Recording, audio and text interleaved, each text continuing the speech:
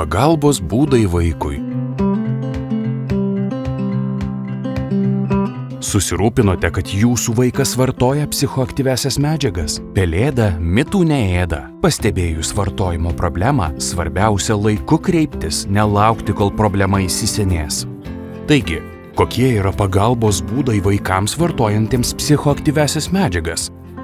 Vaikų linijos specialistai gali padėti vaikams ir paaugliams susitvarkyti su emociniais iššūkiais, nukreipti į kitus pagalbos šaltinius. Jaunimo linija suteikia emocinę paramą jaunuoliams, kurie patiria spaudimą, patyčias, nerimą ar kitus sunkumus susijusius su psichoaktyvių medžiagų vartojimu. Ankstyvosios intervencijos programa yra skirta 12–18 metų jaunuoliams nereguliariai vartojantiems psichoaktyviąsias medžiagas. Psichikos sveikatos centrų specialistai gali padėti įveikti priklausomybės ar vartojimo problemas, emocinius sunkumus, nukreipti tolimesniam gydymui. RPLC specialistai teikia priklausomybės gydymo paslaugas nepilnamečiams, įskaitant vaikų, paauglių gydytojo psichiatro konsultaciją, dienos stacionaro paslaugą. Dauguma mokyklų Lietuvoje turi psichologus arba socialinius pedagogus, į kuriuos galima kreiptis dėl emocinių ar priklausomybės problemų. Tėvų linija teikia konsultacijas tėvams, kurie susiduria su iššūkiais dėl vaikų elgesio. RPLC Craft programa yra skirta asmenims, kurių artimieji vartoja psichoaktyviąsias medžiagas.